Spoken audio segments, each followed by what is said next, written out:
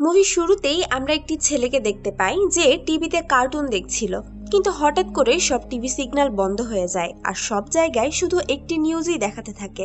কিভাবে একটা অজানা ভাইরাস আসার কারণে পৃথিবী ধ্বংসযোগ্য হচ্ছে, মানুষেরা এই ভাইরাসে ইনফেক্টেড হয়ে একে অপরকে কামড়াচ্ছে। তাই নিউজে বলা হয় সব মানুষরা যেন নিজেদের ঘরে সবকিছু লক করে সেফ থাকে। বাচ্চাটা সবকিছু বলার জন্য তার মায়ের কাছে যেতে থাকে, কিন্তু রাস্তায় সে তার বড় বোনকে দেখতে পায়। সে আর তার বড় বোন তার মায়ের কাছে গিয়ে দেখতে পায় তার মা তো অনেক আগে থেকেই টেনশনে আছে। তাদের মা তাড়াহুড়ো করে সব জিনিসপত্র প্যাক করে তার পিতাকে কল দেয়। তাদের পিতা জেগেন একজন পাইলট। সে ফোন ধরে বলে যে সব দিকে জম্বি ভাইরাস দ্রুত ছড়াচ্ছে, সো তারা যেন তার ফিরে আসার অপেক্ষা না করে এখনই বাচ্চাদেরকে নিয়ে শহর থেকে বাইরে চলে যায়। যদিও এতক্ষণে তারা বাহির থেকে মানুষদের চিৎকার শুনতে পাচ্ছে, তাই তারা তিনজন দ্রুত গাড়িতে ওঠে এবং সেখান থেকে বেরিয়ে যেতে থাকে। সেখানে একটা ইনফেক্টেড লোক বাচ্চাগুলোর মায়ের উপর আক্রমণ করে। ছোট্ট এভিগেইল ভয় পেয়ে গাড়ির নিচে চলে যায়, যেখানে তার চোখের সামনে জম্বি তার মা ও ভাইকে কামড়ে মেরে ফেলে। যদিও সে জম্বি এভিগেইলকে নোটিস না করে সেখান থেকে চলে যায়, কিন্তু তাদের মা, যে কিনা জম্বির কামড় খাওয়ার পর নিজেও জম্বিতে পরিণত হয়ে যায়, সে এভিগেইলকে গাড়ির নিচে দেখতে পেয়ে কামড়াতে চলে আসে। তখনই পেছন থেকে একজন আর্মির এক্স সোলজার জ্যাক এসে তাকে মেরে ফেলে এবং এভিগেইলকে বাঁচিয়ে নেয়। জ্যাক জানতো এভিগেইলের ভাইও জম্বি হয়ে যাবে, তাই সে তাকে ওখানেই গুলি করে মেরে ফেলে।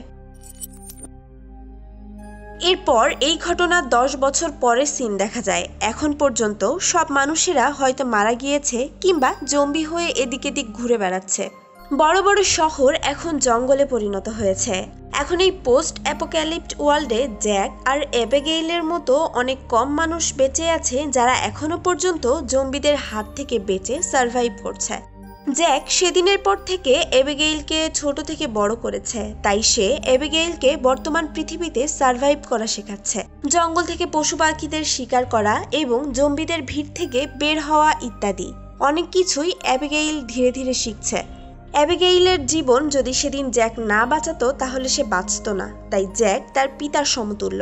আজ রাতে যখন তারা ঘুমাচ্ছিল তখন হঠাৎ জ্যাক কারো আওয়াজ শুনতে পায়। জ্যাক বুঝতে পারে তাদের আশেপাশে একটি জম্বি রয়েছে যে তাদের এখানে ঢুকে পড়েছে, তাই সে সামনে এসে জম্বিটাকে শুট করে দেয়। গত 10 বছরের অভিজ্ঞতা থেকে তারা ভালোভাবে বুঝতে পেরেছে কিভাবে জম্বিরা একা নয় বরং দল ভেদে একসাথে থাকে, অর্থাৎ এই এলাকায় আরো জম্বি আছে, তাই তাদের যত দ্রুত সম্ভব এই জায়গা ছাড়তে হবে। আর বর্তমান পৃথিবীতে যে জম্বিগুলো রয়েছে তারা এখন আগের মতো নেই, বরং সময়ের সাথে সাথে তারা নিজেদের অনেক বদলে ফেলেছে। যেমন আগে তাদের মধ্যে কোনো সেন্স ছিল না, তারা শুধুমাত্র জীবন্ত লাশের মতো চলাফেরা করত। বর্তমান জম্বিরা এর উল্টো, এখন তাদের নিজস্ব বুদ্ধি রয়েছে যার মাধ্যমে তারা মানুষদের উপস্থিতি বুঝতে পেরে তাদেরকে খুঁজে বের করতে পারে। এদিকে অ্যাবিগেইল এবং জ্যাক সেদিনের রাতটা সেখানেই পার করে দেয়। এরপর সকালে তারা তাদের সমস্ত জিনিসপত্র প্যাক করে নতুন জায়গার উদ্দেশ্যে রওনা হয়ে যায়। যাতায়াতের জন্য তারা ঘোড়া ব্যবহার করত। এবার অনেকটাই দূরে চলে যাওয়ার পর যখন তারা একটি পাহাড়ের উপর আসে তখন তারা একজনকে দেখতে পায়, যেখানে সে এখানকার জম্বিদের থেকে বাঁচার জন্য তাদের উপর ফায়ার করেছিল। এখন যেহেতু পৃথিবীতে নর্মাল মানুষ খুবই কম আছে, তাই তারা এদের সাহায্য করার জন্যই উপর থেকে জম্বিদের শুট করে মেরে ফেলতে থাকে।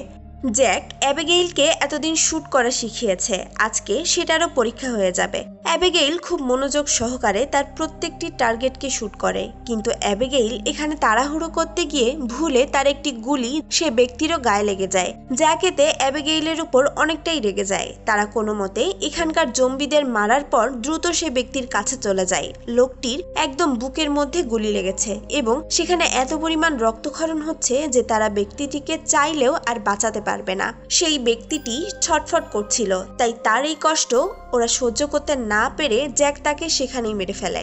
তাকে মারার পর এরা তার কার্ট থেকে সব জরুরি জিনিসপত্র বের করে ফেলে, যে জিনিসপত্রগুলো আজকের সময় সোনার সমান।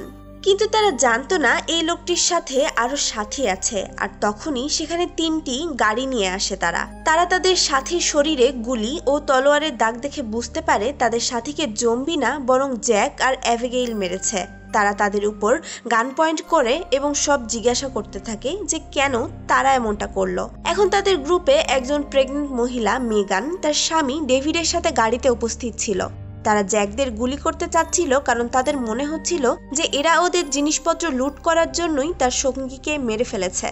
যদিও জ্যাক আর অ্যাবিগেইল তাদের গান ছিনিয়ে নিয়ে বোঝানোর চেষ্টা করে কিভাবে তারা ইচ্ছা করে লোকটিকে মারেনি, বরং তারা তো তাকে বাঁচাতে চেয়েছিল। এছাড়া তাদের এখন এখান থেকে বের হতে হবে কারণ আশেপাশে সব জম্বির দল তাদের বন্দুকের আওয়াজ শুনেই এখানে চলে আসছে। কিন্তু সেই টিমের কেউই জ্যাকের কথা শুনতে চাইছিল না, বরং তারা অনবরত তাদের সাথে তর্ক করে যাচ্ছিল। কিছুক্ষণের মধ্যেই দেখা যায় যে সেখানে অনেক দ্রুত গতিতে শত শত জম্বি তেড়ে আসছে। তারা শুধুমাত্র একদিক থেকে নয়, বরং চারিদিক থেকেই আসছে। তাই তাদের এখানে পালানো ছাড়া আর কোনো রাস্তাই ছিল না। যদিও তাদের প্রত্যেকের কাছে নিজেদের সুরক্ষার জন্য হাতিয়ার ছিল, কিন্তু এত জম্বির সঙ্গে তারা সবাই মিলে পেরে উঠছিল না। তার উপরে আবার এই জম্বিদের শক্তি এবং স্পিডও ছিল অনেক বেশি। তাই একটি জম্বিকে আক্রমণ করতে না করতেই আরেকটি এসে ঝাঁপিয়ে পড়ে। শেষ পর্যন্ত জ্যাক আর অ্যাবিগেইল ছাড়া সেই গ্রুপের ডেভিড আর মেগান বেঁচে ছিল, আর তারা চারজন মিলে একটি গাড়িতে উঠে এখান থেকে পালিয়ে যায়। কিন্তু মাঝপথে তাদের গাড়ি হঠাৎ বন্ধ হয়ে যায়। তবে ভালো কথা এই যে তারা ততক্ষণে অনেক দূর চলে এসেছে। জ্যাক ডেভিড ও মেগানকে বলে তারা এখান থেকে আলাদা হয়ে যাবে। এখন যেহেতু তাদের গ্রুপের লোক নিজেরাই ভুলের জন্য মারা গিয়েছে, তাই জ্যাক তাদের থেকে কিছু গান নিয়ে অ্যাবিগেইলের সাথে সামনে এগোতে শুরু করে। কিন্তু কিছুক্ষণ পরেই দেখা যায় যে তাদের পিছু পিছু মেগান আর ডেভিড আসছিল, অর্থাৎ তারা এখন তাদের সাথেই থাকতে চায়। তবে জ্যাক এবং অ্যাবিগেইল এতে কোনো আপত্তি জানায় না। এরপর তারা সবাই মিলে পায়ে হেঁটে অনেকটা পথ চলে আসার পর ছোট্ট একটি শহরের মতো জায়গায় পৌঁছে যায়, যেখানে থাকার মতো একটি জায়গা ছিল। তারা আজকের রাতটা সেখানেই আশ্রয় নেবে। কিন্তু সারাদিন না খেয়ে থাকার কারণে তাদের সবার অনেক খিদে পেয়েছিল। তাই প্রথমে তারা সবাই মিলে অল্প কিছু খাবার খেয়ে নেয়। এরপর তারা সেই জায়গাটিতে আশ্রয় নেয়। তারা সেই জায়গার চারপাশে একটি ট্র্যাপ সেট করে ফেলে, যাতে কোনো জম্বি আসলেই ট্র্যাপের মধ্যে ফেসে যায় এবং তারা বুঝতে পারে যে এখানে কোনো জম্বি এসেছে। এরপর তারা সবাই মিলে একসঙ্গে একটা প্ল্যান করতে শুরু করে। জ্যাক তাদেরকে একটা ম্যাপ দেখিয়ে বলে কিভাবে তাদের এখান থেকে কিছুটা দূরে একটা বোট ক্যাম্পে যেতে হবে। সেখানে অনেক সার্ভাইভাল একসাথে থাকে। এখানে শীঘ্রই মেগান একটা বাচ্চাকে জন্ম দেবে, তাই তাদের সেই ক্যাম্পে যাওয়া উচিত যেন ডেভিড ও মেগানের কিছুটা উপকার হয়। আপাতত এর চাইতে বেশি জ্যাক তাদেরকে সাহায্য করতে পারবে না। এই বলে জ্যাক সেখান থেকে চলে গেলে তার পিছু পিছু অ্যাবিগেইল আসে। সে জ্যাকের উপর প্রচন্ড রেগেছিল, কারণ সে জানতো ডেভিড একা মেগানকে সেই ক্যাম্প পর্যন্ত নিয়ে যেতে পারবে না। তাই জ্যাকেরও তাদের সাহায্য করা উচিত। জ্যাক তাকে বোঝানোর চেষ্টা করে আজকের সময় তাদের নিজেদের সিকিউরিটির ব্যাপারে ভাবা উচিত। তারা অন্য কারোর জন্য নিজেদেরকে ঝুঁকিতে ফেলতে পারবে না। সকাল হলেই তারা ডেভিড আর মেগান থেকে আলাদা হয়ে যাবে। অন্যদিকে বাইরে তখন প্রচন্ড বৃষ্টি হচ্ছিল, আর অনেক জম্বিরা তাদেরকে ট্র্যাক করতে করতে তাদের জঙ্গলের মাঝখানে ফেলে আসা গাড়ি পর্যন্ত চলে এসেছে।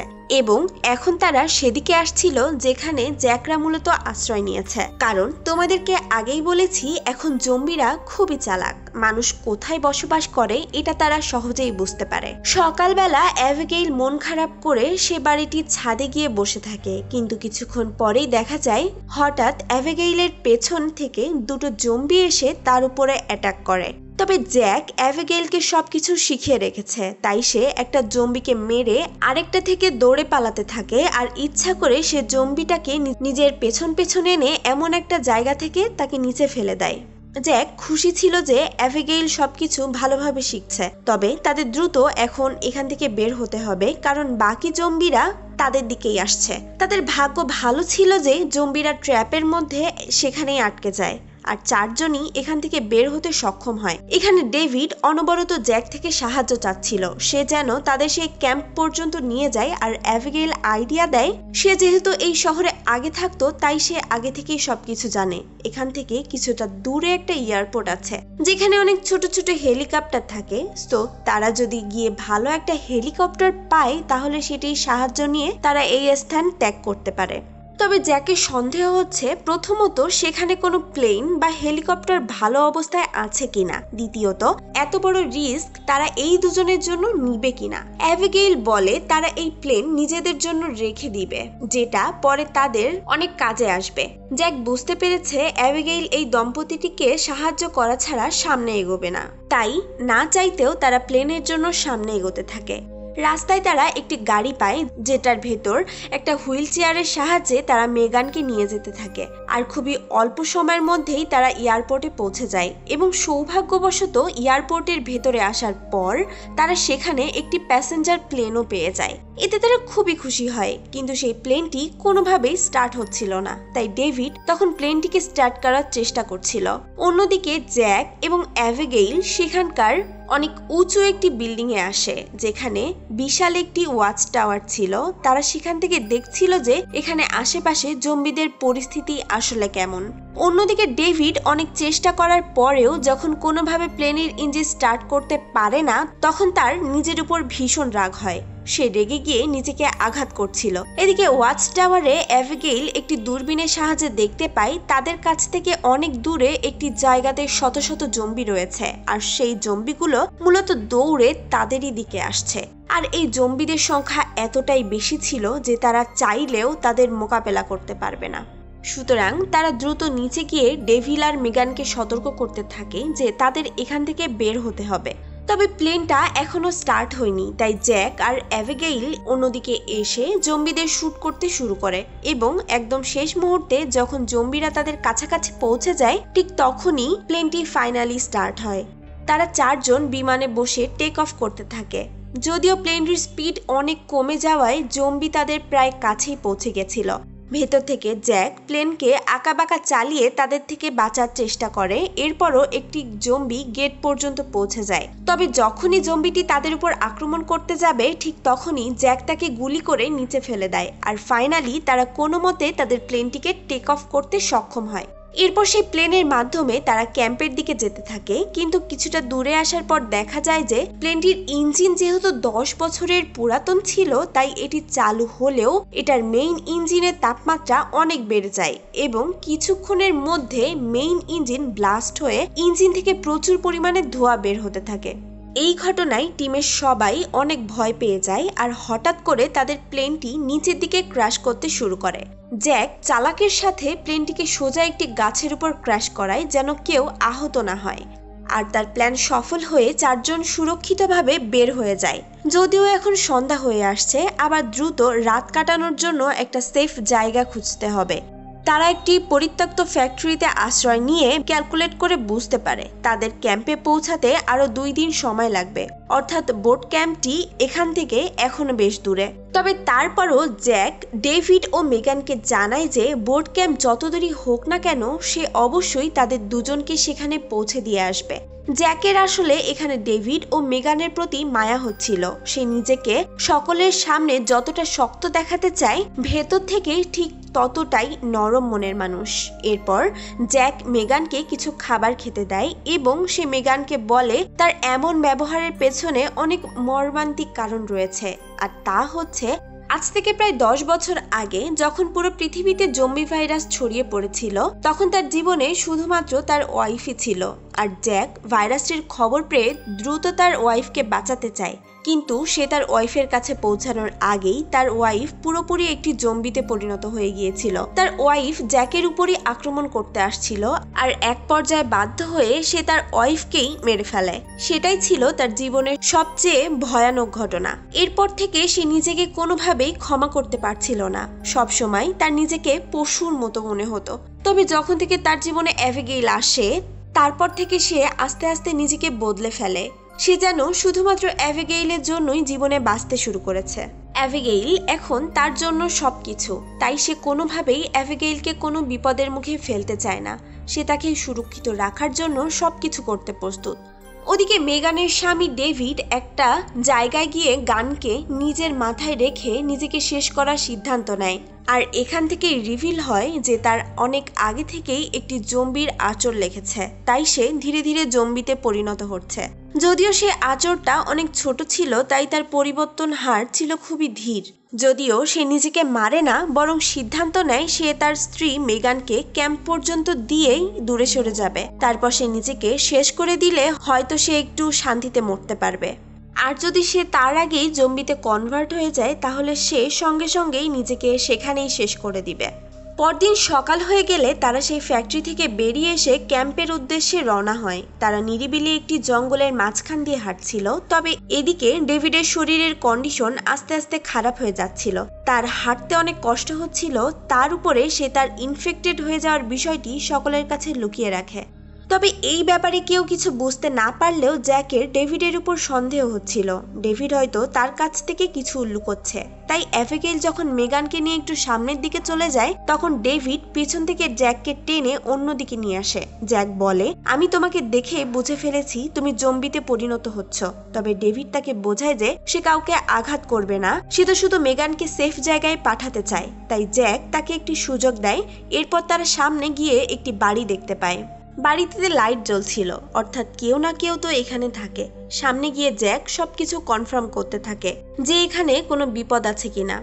সে বাড়ির সামনে যেয়ে জোরে জোরে সাহায্য চায় বলে চিৎকার করতে থাকে এবং এটাও বলে যে তাদের জন্য তারা বিপদ নয়, তারা শুধু একটি রাতের জন্য আশ্রয় চাচ্ছে, কারণ তাদের সাথে একজন প্রেগনেন্ট মহিলা আছে। এটা শুনে নর্ডা নামের এক লোক গান হাতে বাহিরে চলে আসে। সে সবার সামনে একটি শর্ত রাখে, সে আশ্রয় তো দিবে, তবে তাদের হাতিয়ার সব বাইরে রেখে আসতে হবে। এখন জ্যাকদের কাছে এছাড়া আর কোনো উপায়ও ছিল না, তাই তারা তাদের এই শর্তে রাজি হয়ে যায়। এরপর নর্ডান তাদের সবাইকে ওয়েলকাম জানায়। সে তাদেরকে ভেতরে নিয়ে এসে তার নিজের ব্যাপারে বলতে শুরু করে। নর্ডান জানায় সে একসময় বড় একটি সায়েন্টিস্ট ছিল, তাই তার বাড়িতে এখনো ইলেকট্রিসিটি রয়েছে, আর এজন্যই তার পুরো বাড়িতে নানা রকমের জিনিসপত্র ছড়িয়ে ছিটিয়ে রয়েছে। এরপর নর্ডেন তাদের সবাইকে খাবার খেতে দেয়, আর এখানকার সমস্ত খাবারগুলো ছিল অনেক দামি খাবার, যেগুলো বর্তমান পৃথিবীর কোথাও নেই। আর এই সমস্ত খাবার তারা কেউই অনেক দিন যাবৎ খায়নি, তাই তারা সবাই এখানে পাগলের মতো খাবার খাচ্ছিল। তাদের খাওয়া শেষে নর্ডান তাদের জন্য অনেক দামি ড্রিঙ্কসও নিয়ে আসে। তারা এসব দেখে একদম অবাক হয়ে যায় যে পৃথিবীতে এমন পরিস্থিতিতে নর্ডানের কাছে এসব কিভাবে আছে। নর্ডান বলে যে কিভাবে সে তার রিসার্চের মাধ্যমে এখন এই সমস্ত খাবার পাচ্ছে, সে তার বাড়ির ভেতরই কিভাবে সবকিছু উৎপাদন করছে। নর্ডান আরও জানায় জম্বি ভাইরাস আসার আগে সে এই বাড়িটিতে চলে এসেছিল, কারণ মানুষের কোলাহল তার একদমই পছন্দ ছিল না। তাই সে ইচ্ছা করেই গভীর জঙ্গলে তার বাড়ি করেছে এবং অনেক বছর ধরে বসবাস করছে। আর জম্বি ভাইরাস আসার পরেও তার জীবনে তেমন একটা পরিবর্তন ঘটেনি, বরং সে জম্বি ভাইরাসকে অনেক পজিটিভ ভাবে দেখছে, কারণ মানুষ অনেক বেশি স্বার্থপর হয়ে উঠেছিল। তারা নিজেদের স্বার্থের জন্য একে অপরকে বিনা কারণেই মেরে ফেলতো, এমনকি মানুষের নিজেদের স্বার্থের জন্য পৃথিবীর ক্ষতি করে আসছিল। সো জম্বি ভাইরাস ছড়িয়ে পড়ার কারণেই এখন আবারও চারিদিকে সবুজ শ্যামল পরিবেশ তৈরি হচ্ছে, সবকিছু পিওর হয়ে যাচ্ছে। এখানে নর্ডানের কথা অনুযায়ী জম্বি মানুষদের আপডেট ভার্সন। তারা উন্নয়নের জন্য লড়াই করে না, বরং নিজেদের খাবারের জন্য লড়াই করে। এখন বাকিরা নর্ডানের কথা শুনে রেগে আছে যে একজন মানুষ কিভাবে পৃথিবীকে এভাবে ভালো বলতে পারে। তবে তাদের এখানে শুধু একটি রাত কাটাতে হবে, তাই তারা তেমন কিছু বলে না। এখন ডেভিড বাহানা বানিয়ে বাথরুমে যায়, কারণ এতক্ষণে জম্বি ভাইরাসটা তার পুরো শরীরে ছড়িয়ে গেছে। ডেভিড আবার স্বাভাবিক হয়ে ফিরে আসে, কিন্তু সারপ্রাইজিংলি এখানে তার 3 সাথী অজ্ঞান হয়ে রয়েছে, আর তাদের সামনে দাঁড়িয়ে আছে নর্ডান। ডেভিড অনেকটাই ভয় পেয়ে যায়। এদিকে নর্ডান বলতে থাকে যে সে তাদের উপর এখন নতুন একটি ইনভেনশন ট্রাই করবে। নর্ডান তার হাতের মধ্যে বিশেষ এক ধরনের ডিভাইস পড়েছিল, আর এই ডিভাইসটির মাধ্যমে সে জম্বিদেরকে কন্ট্রোল করে। এখানে ডেভিড যেহেতু একজন হাফ জম্বি ছিল, তাই সেও সেই ডিভাইসটির কারণে নর্ডানের কিছুই করতে পারে না, এমনকি সে নর্ডানের কাছে পর্যন্ত যেতে পারে না। নর্ডান আসলে অনেক বছর রিসার্চের মাধ্যমে এই ডিভাইসটি বানিয়েছে, যেটাতে এক ধরনের রেডিয়েশনের মতো পার্ট ছিল, যেটার কারণে জম্বিরা এই ডিভাইসটির কাছে আসতে পারে না। তার মানে সেটার সাহায্যে সে পুরো দুনিয়ার রাজা হয়ে যাবে এবং সবকিছু কন্ট্রোল করতে পারবে। সে 4 জনকে বেসমেন্টে বেঁধে রাখে, আর কিছুক্ষণ পর সবার যখন হুঁশ আসে, তখন নর্ডান তাদেরকে রিভিল করে যে কিভাবে তার ওয়াইফ অনেক আগেই জম্বি হয়ে গেছে। আসলে নর্ডান এখানে আসা প্রত্যেক সার্ভাইভকে নিজের স্ত্রীকে খাওয়ায় যেন তার স্ত্রী বেঁচে থাকে, এবং নিজের স্ত্রীর উপর এক্সপেরিমেন্ট করে সে তার ডিভাইসটি বানিয়ে ফেলেছে, যেটা দিয়ে সে এখন প্রত্যেক জম্বিকে কন্ট্রোল করতে পারে, আর এটার সাহায্যে সে শীঘ্রই পুরো পৃথিবীতে রাজত্ব করবে। এখানে মেগান ফাইনালি জেনে যায় যে তার স্বামী ইনফেক্টেড, আর ডেভিড এই কথা সবার থেকে লুকিয়ে বেড়াচ্ছিল। এখন নর্ডান নিজের স্ত্রীকে কেস থেকে বের করে দেয় আর ডিভাইসটির সাহায্যে অর্ডার দেয় যে সে যেন এই 4 জনের কাছে গিয়ে তাদেরকে খেয়ে ফেলে। যদিও নর্ডান এটা খেয়াল করেনি জ্যাক আর অ্যাবিগেইল ভালো ফাইটার, যার ফলে নর্ডানের স্ত্রী তাদেরকে কামড়াতে গেলে তারা সবাই মিলে নর্ডানের স্ত্রীকে পা দিয়ে হামলা করতে থাকে। এরই মাঝে ডেভিড নিজেকে ছাড়িয়ে নেয় আর নর্ডানের স্ত্রীকে সোজা মেরে সবাইকে মুক্ত করে।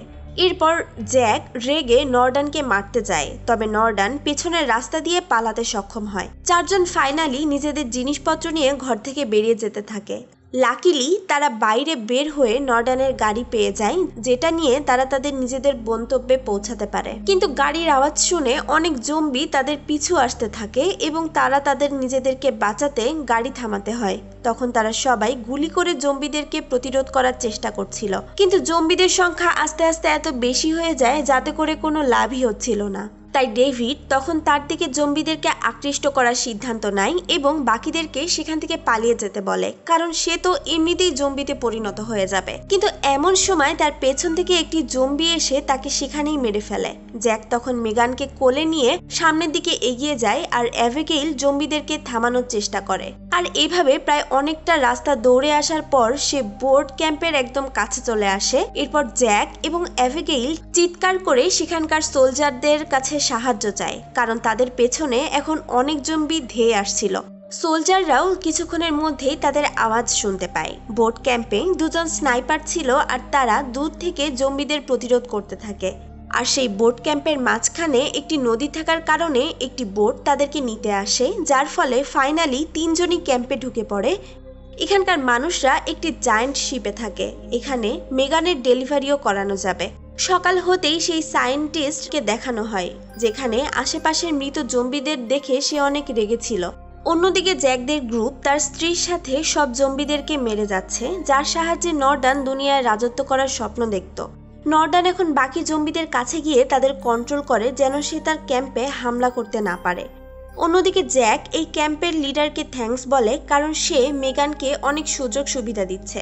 জ্যাক অ্যাবিগেইলকে বলে তাদের মিশন সম্পূর্ণ হয়েছে, তাই তারা কাল সকাল হতেই এখান থেকে চলে যাবে, কারণ সে অ্যাবিগেইলকে এই ক্যাম্পে রেখে দুর্বল বানাতে চায় না।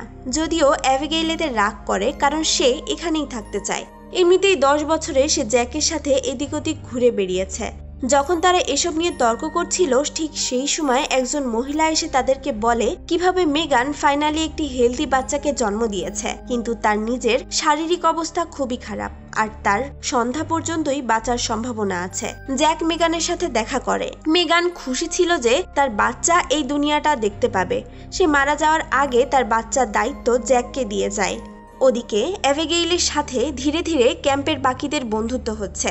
সেখানকার একটি ছেলে অ্যাবিগেইলকে একটি এমার্জেন্সি রাস্তা দেখায়। যদি কখনো এখানে জম্বি অ্যাটাক হয় তাহলে সবাই এই রাস্তা দিয়ে বের হতে পারবে। এদিকে সকাল হতে নর্ডান সব জম্বিদের ডিভাইসের সাহায্যে শিপের মধ্যে নিয়ে আসে। অর্ডার দিতেই জম্বিরা ক্যাম্পের সব মানুষদেরকে কামড়াতে শুরু করে। জ্যাক এবং অ্যাবিগেইল দুজনে মিলে শিপের মানুষদেরকে বের করছিল। নর্ডান যে তাদের পিছু করে এখান পর্যন্ত পৌঁছেছে, সে অ্যাবিগেইলকে পাঞ্চ মেরে দেয় আর জম্বিদেরকে জ্যাকের পেছন দিকে যেতে বলে, যার ফলে জ্যাক একটি গর্তে পড়ে যায়। তবে সে আহত হওয়া সত্ত্বেও জম্বিটিকে মেরে ফেলে। নর্ডান সেখানে জ্যাককে মারতে থাকে, যদিও জ্যাকের অন্য প্ল্যান ছিল। সে সুযোগ বুঝে নর্ডানকে একটি পাঞ্চ মেরে দেয় আর তার হাতে থাকা ডিভাইসটাতে আঘাত করে যেন সে জম্বিকে কন্ট্রোল করতে না পারে। আর অনেকবার সেটি করার ফলে আঘাত পেয়ে ফাইনালি ডিভাইসটি নষ্ট হয়ে যায়। তখন সব জম্বিরা যাদেরকে নর্ডান এখানে এনেছে তারা সবাই নর্ডানের উপরই আক্রমণ শুরু করে এবং তাকে শেষ করে দেয়। ওদিকে জম্বি থেকে পালানোর সময় একটা জম্বির হাতে অ্যাবিগেইল নিজের নামের ব্যান্ড দেখে, আর সেই জম্বিটার পকেটে থাকা ফটো দেখে সে বুঝতে পারে এটি তার আসল পিতা, যে কিনা 10 বছর আগে তাদের শহর ছেড়ে চলে যেতে বলেছিল। তবে সে এখন মানুষ নয়, বরং জম্বি।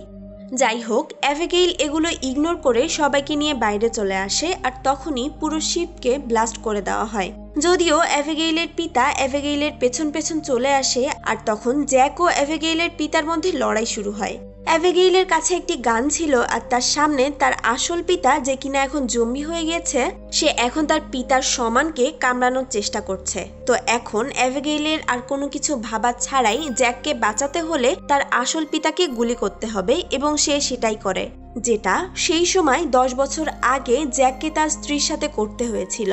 এখন এরা দুজন সিদ্ধান্ত নেয় যতক্ষণ না ক্যাম্পের মানুষেরা নতুন ঠিকানা বের করতে পারছে ততক্ষণ এরা তাদের সাথেই থাকবে। আর এই হ্যাপি এন্ডিং এর মাধ্যমেই এই মুভির সমাপ্তি ঘটে। আশা করছি ভিডিওটি তোমাদের ভালো লেগেছে। ভিডিওটি যদি ভালো লেগে থাকে তাহলে একটি লাইক করে দাও আর প্লিজ আমার চ্যানেলটিকে সাবস্ক্রাইব করে দাও। আবার দেখা হচ্ছে আগামীতে নতুন কোনো একটি গল্প নিয়ে। ধন্যবাদ।